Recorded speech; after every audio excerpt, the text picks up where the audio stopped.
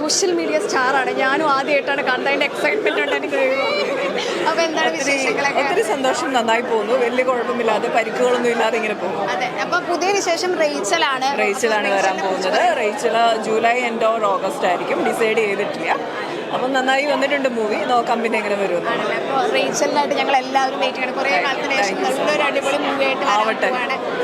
അപ്പോൾ ഈ ലുക്ക് അടിപൊളിയായിട്ടുണ്ട്. ഇന്നത്തെ കോസ്റ്റ്യൂമിന് ഇന്നത്തെ വേണ്ടി സ്പെഷ്യലായിട്ട് ചെയ്യുന്നതാണോ? ഇല്ല, ഇത് ഓൾറെഡി നമ്മുടെ കയ്യിൽ ഉണ്ടായിരുന്നു. പിന്നെ നമ്മളിങ്ങനെ ഓരോ പ്രോഗ്രാംസ് സ്ഥിരം ചെയ്യുന്നത് കൊണ്ട് തന്നെ കോസ്റ്റ്യൂംസ് ഇങ്ങനെ എടുക്കേണ്ടി വരാറുണ്ട്. ആണല്ലേ, ഈ ഫ്ലവറൊക്കെ വെച്ചത് കൊള്ളാം. ഓക്കെ, അടിപൊളിയായിട്ട്. അപ്പോൾ ഇന്നത്തെ അമ്മയുടെ പ്രത്യേകത ഇലക്ഷനാണ്. അപ്പോൾ ഇലക്ഷനെ കുറിച്ചിട്ട് എന്താ പറയാനുള്ളത്? ഏറ്റവും അർഹരായിട്ടുള്ള ആളുകൾ വിന്നേഴ്സ് ആവണം എന്ന് തന്നെയാണ്. അപ്പോൾ നോക്കാം, നമുക്ക് ഭയങ്കര ഉത്തരവാദിത്തമുള്ള ഒരു റെസ്പോൺസിബിലിറ്റിയാണ്, ഭയങ്കര ഉത്തരവാദിത്തമുള്ള ഒരു കാര്യമാണ്. അപ്പോൾ നോക്കാം.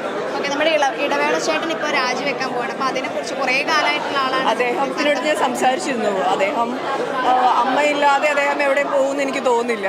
ഇനി ഒരു പൊസിഷൻ ഇല്ലെങ്കിൽ പോലും അദ്ദേഹം ആ അസോസിയേഷൻ്റെ ഭാഗമായിട്ട് ഡെഫിനറ്റ്ലി ഉണ്ടാവുന്നതാണ്. ഇന്ന് എന്തെങ്കിലും പ്രോഗ്രാംസ് എന്തെങ്കിലും ഉണ്ടോ? ഒന്നും ചെയ്യുന്നില്ല.